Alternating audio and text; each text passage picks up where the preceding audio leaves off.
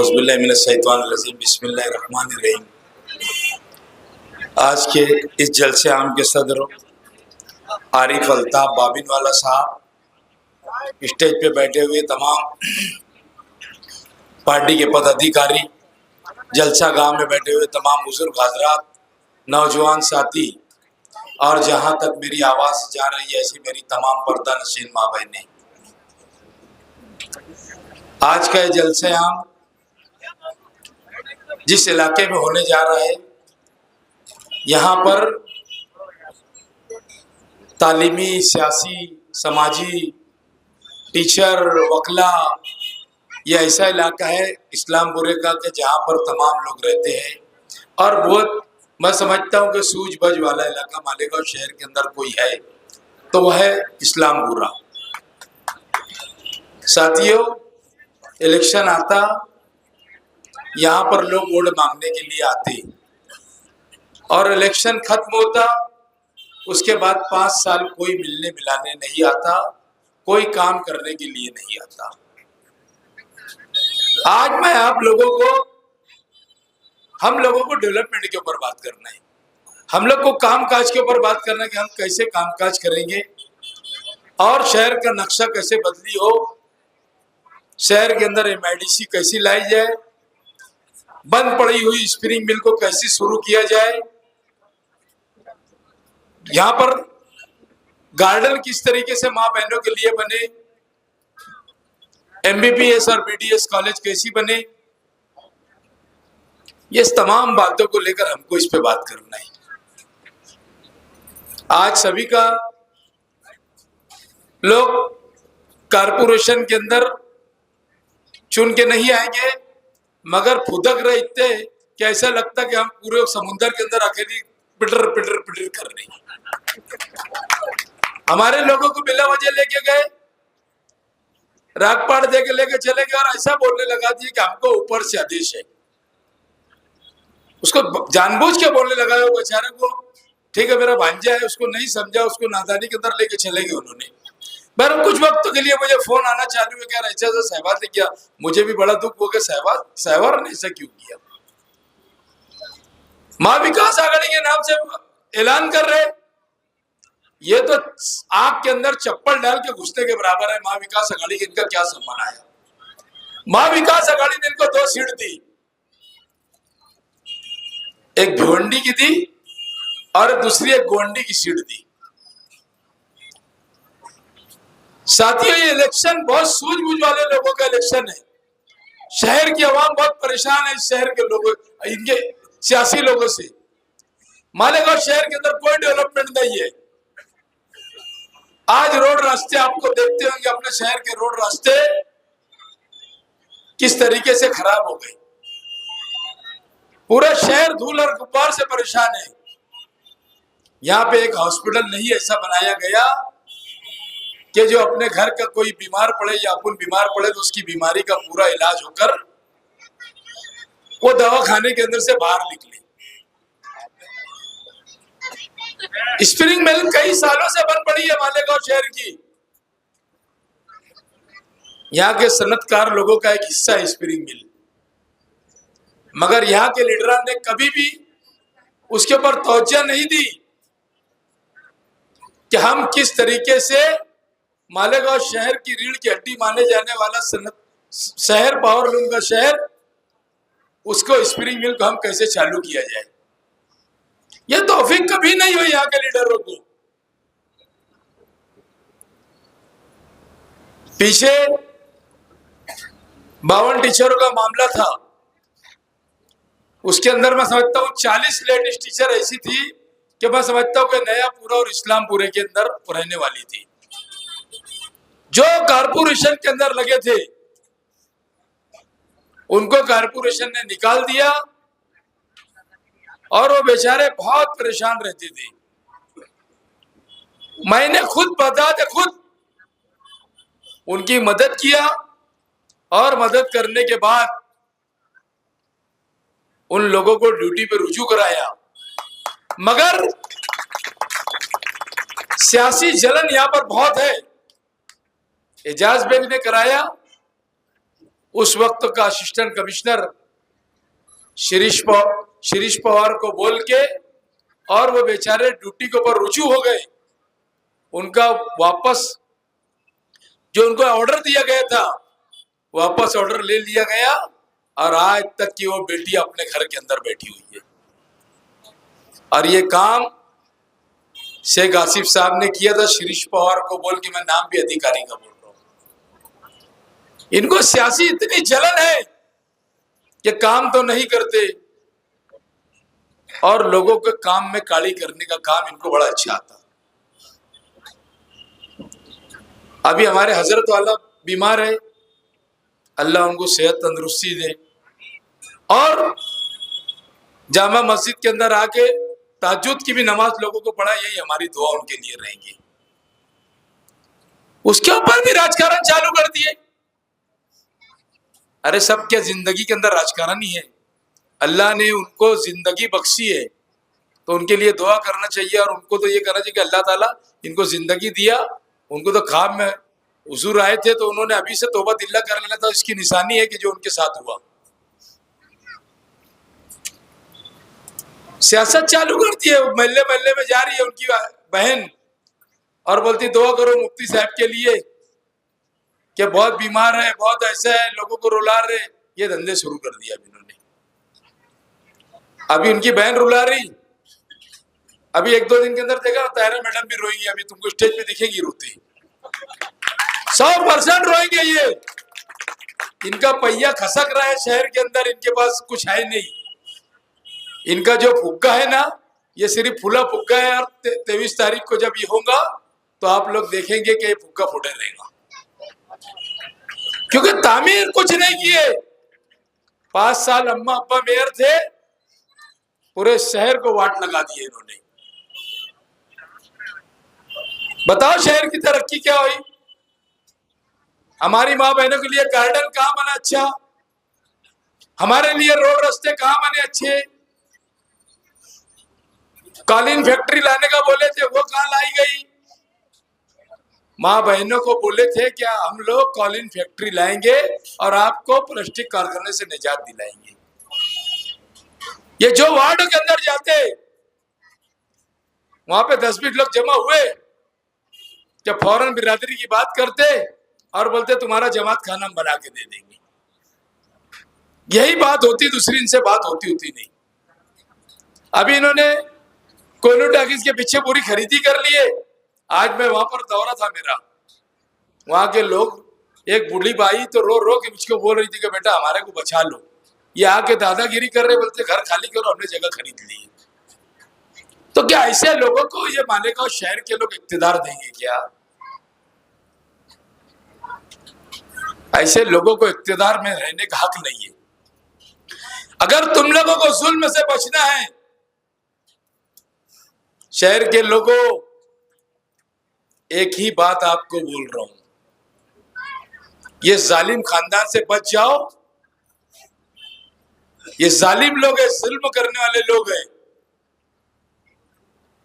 लोगों को डरा रहे, धमका रहे, प्लाट के ऊपर कब्जा कर रहे, ऐसी तमाम चीज ये सारे के सारे लोग कर रहे। और फिर बोलते मेरी खानदान का, मेरा कोई भाई, मेरा कोई भतीजा अगर कोई कभी गुंडागर्दी करते बताओ तो मैं सियासत से किनारा हो जाऊं। ऐसा कौन सी इनकी बात है? दिख रहा, पूरा शहर देख रहा, गोलियों की बौछार हो रही, तलवारें निकल रही, और फिर ये बोलते कि मेरे कोई रिश्तेदार बताओ। कितनी अनाधुन बात है। और हमारे साइकिल वाले बाई खड़ी, हमारी बाई का हैंडल तो किसके और के हाथ में है, वो हैंडल जिधर घुमा रहे उधर घूम रहा। कभी 5 साल वार्ड के अंदर चुन के गए तो आए नहीं। आए क्या बताओ इस्लामपुर के लोगों? और असेंबली लड़ने की बात करते। इनकी जो पार्टी है, ये लोग जो है तो रोटी को मांडा करते। क्या करते? रोटी को मांडा करके बताते शहर के अंदर, इतना उरूज बताते कि लोग बोलेंगे क्या रियाज का तो बहुत अच्छा है। बाकी मालेगांव शहर की आवाम अच्छी से सब समझ चुकी है कि इन लोगों के प्रोपगंडे में नहीं आने का। हमारी पार्टी आने वाले वक्त के अंदर, कांग्रेस पार्टी, महाराष्ट्र में सरकार बनाने के लिए जा रही। सरकार का नुमाइंदा अगर आपको चाहिए, आपको शहर के अंदर काम करना है, तो आप एक डेवलपमेंट करने वाले बंदे को आप चुन कर देंगे।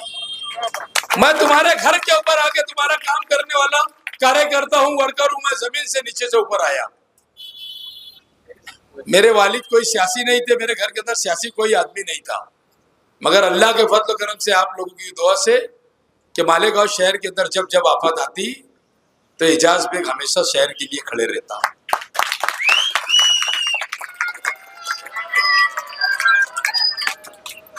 बताओ, यहां पर मेरे बुजुर्ग लोग बैठे होंगे, नौजवान साथी बैठे होंगे कि 2001 का फसाद जब शहर जल रहा था, पूरा एकदम पूरे शहर के आजू बाजू से अंगारे शोले भड़क रही थी।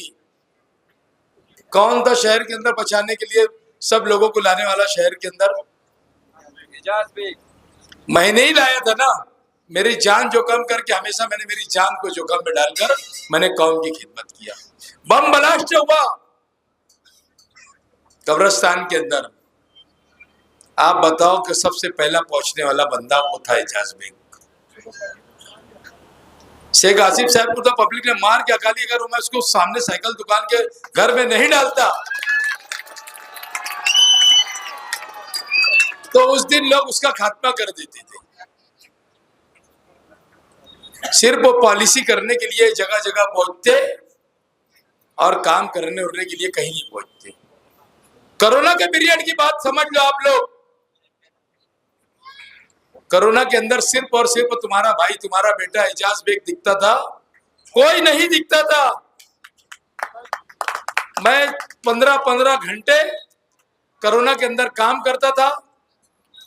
लोग रोते थे, चिल्लाते थे, चिखार करते थे। जब किसी के घर के पास एक पुलिस आती थी क्वारंटाइन के लिए ले जाने के लिए, तो पूरा मोहल्ले के लोग ऐसे छुप के देखते थे, अरे बाप रे पुलिस आ गई।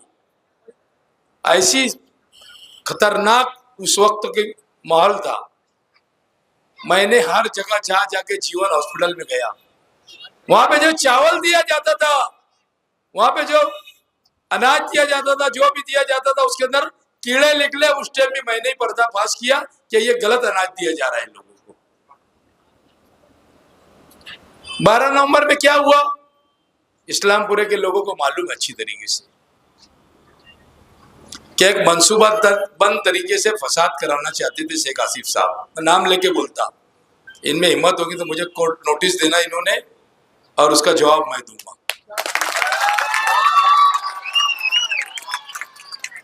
क्योंकि मेरे खून में चापलूसी नहीं है, मैं सीधी सीधी बात करता और सीधा सीधे मामला करता हूं। शहर के उस दिन मंसूबा बंद तरीके से फसाद कराना चाहते थे। इनको इतना ये नहीं है, ये बोलते कि मैं जाके कानून बनाऊंगा हुजूर सल्लल्लाहु अलैहि वसल्लम की शान में गुस्ताखी करने वालों के लिए। अरे भैया तू क्यों कानून बनाएगा, तेरा क्या है वहां पर? तू बीजेपी का आदमी, कानून तो हम बनाएंगे कांग्रेस के लोग।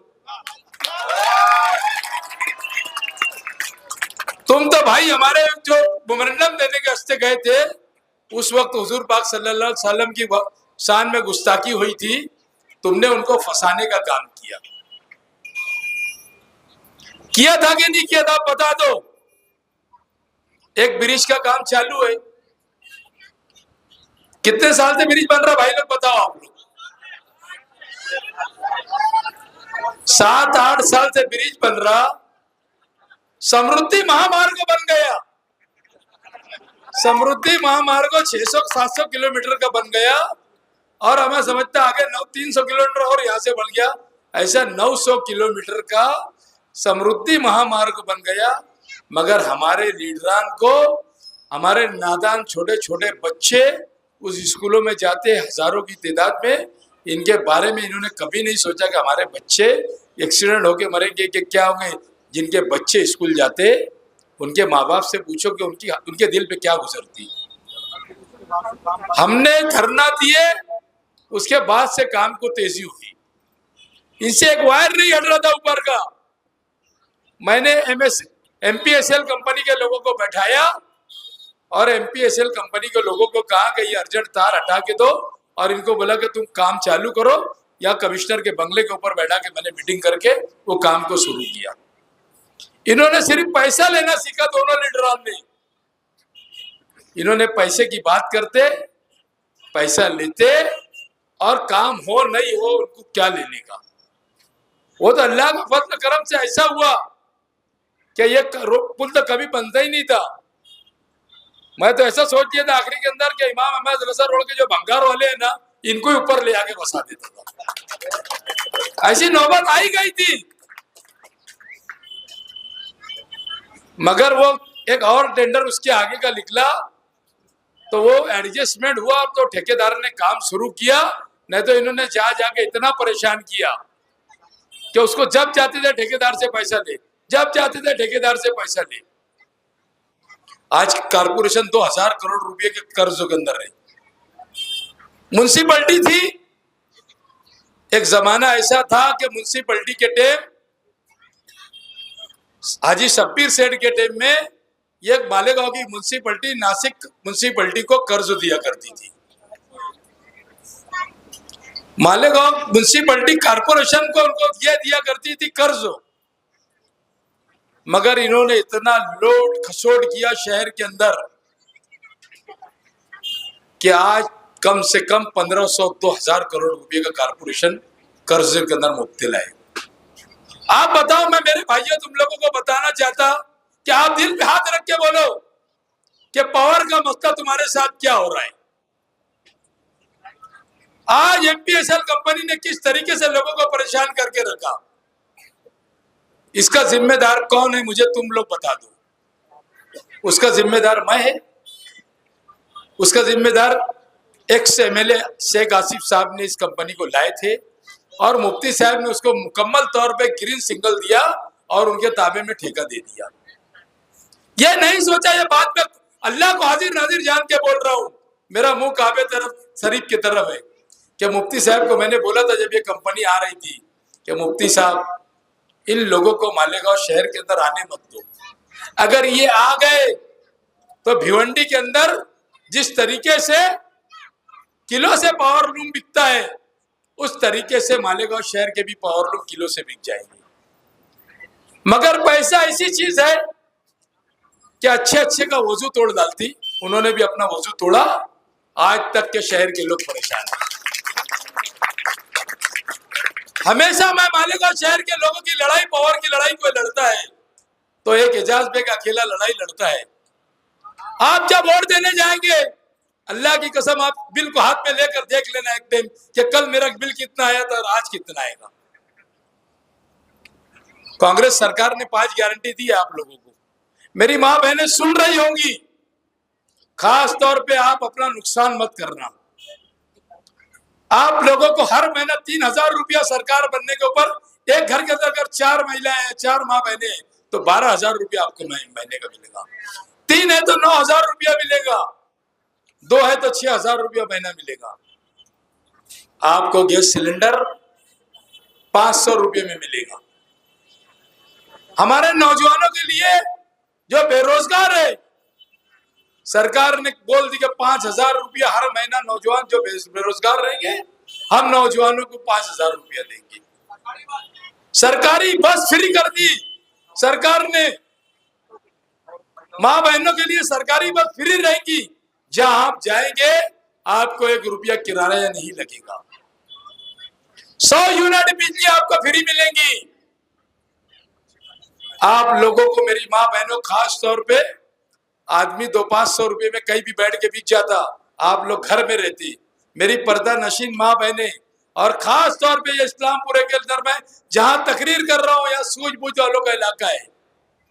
अल्लाह ने यहाँ पर हर चीज का ये दिया है, वकील है, डॉक्टर है, टीचर है, हर चीज का कारोबारी लोग है। आज 11 बजे के बाद कारोबार करने वालों को पुलिस परेशान करती। मैं आप लोगों को यकीन दिलाता कारोबार करने वालों को कि आपने मुझे चुन के दिया तो मैं ये कायदे को बदली करके रात को 1 बजे तक के कानून बना के दूंगा, कानून बना के दूंगा। और तुम्हारी रोटी रोजी के जरिए, आप लोगों को रोटी रोजी का जो जरिया है, मुकम्मल तापूस देने की जिम्मेदारी मैं लूंगा। कोई बोलता नहीं 11 बजे के बाद पुलिस आती और बुरी बुरी गालियां देती, मारती। आज तक के लीडरों ने बोला क्या? तुम बताओ। हमारे अमन चौक के अंदर एक बच्चे को पुलिस ने मार दी थी। मेरे ऊपर 353 का केस बना था 2 साल पहले, आप लोग को मालूम होगा। दादागिरी तो किसकी नहीं चलेगी, चाहे वो पुलिस हो चाहे गुंडे हो। हम कानून की पासदारी करते, बात अलग है, मगर उसने जिस तरीके से मारा था बच्चे को, उसी तरीके से एजाज बेग ने भी उसको वैसे ही मारा था जैसे उसने किया था। बताओ इनमें हिम्मत है क्या? ये तो हवलदार को साहब बोलने वाले लोग हैं। अल्लाह ने हमको सब कुछ दिया, हमारा कोई धंधा नहीं है, मेरा शौक है। वो दिया है कि एजाज बेग तुम लोग शौक से जलाना, कभी भी जो फैसला है अल्लाह को मंजूर रहेगा। मगर तुमको जब भी जरूरत पड़ेगी शहर के लोगों, तुम्हारे ऊपर जब आफत आएंगी, जब कोई भी मुसीबत आएगी, जब कोई वक्त पड़ेगा, तो ये शहर ने मुझको याद करना। मुझे कोई सिक्योरिटी नहीं लगती, मुझे लगती है मोटरसाइकिल। फट से पहुंच जाता है तुम्हारा भाई, 5-10 मिनट के अंदर फट से पहुंचता है तुम्हारा भाई, तुम्हारा बेटा। हमको सिक्योरिटी की जरूरत नहीं। रात को अल्लाह के फजल करम से 3 बजे तक भी घूमता, 2 बजे तक के भी घूमता, और सुबह उठ के लोगों का काम भी करता। मैं समझता हूं कि बस 2 मिनट और बाकी है, आखिरी मेरी तकरीर है। मैं यहाँ के लोगों से अपील करूंगा कि मेरी माँ बहनें, मेरे भाई लोग, बुजुर्ग हजरात, आज जलसा गांव के अंदर बैठे हुए तमाम नौजवान साथी, आप लोगों को 20 तारीख को 1 नंबर का बटन पंजे का दबाना है और एजाज बेग को चुन के लाना है। ये जो फुग्गा दिख रहा ना, ये फुग्गा नहीं रहेगा। मैं 60,000 लोगों के घर तक के पहुंच चुका आज तक के। अल्लाह के फजल करम से मैं हाउस टू हाउस जाता। आज भी इस्लामपुरे का दौरा किया, 2 गली बाकी रही। जो मोहब्बत मुझे प्यार दे रहे शहर के लोग, मुझे मालूम है कि मुझे ये वोट में तब्दील होगा और 23 तारीख का वो जो दिन रहेगा, मैं इंशाअल्लाह ताला इस शहर का एमएलए बन के आपकी नुमाइंदगी करूंगा। शुक्रिया, जय हिंद, अस्सलाम वालेकुम।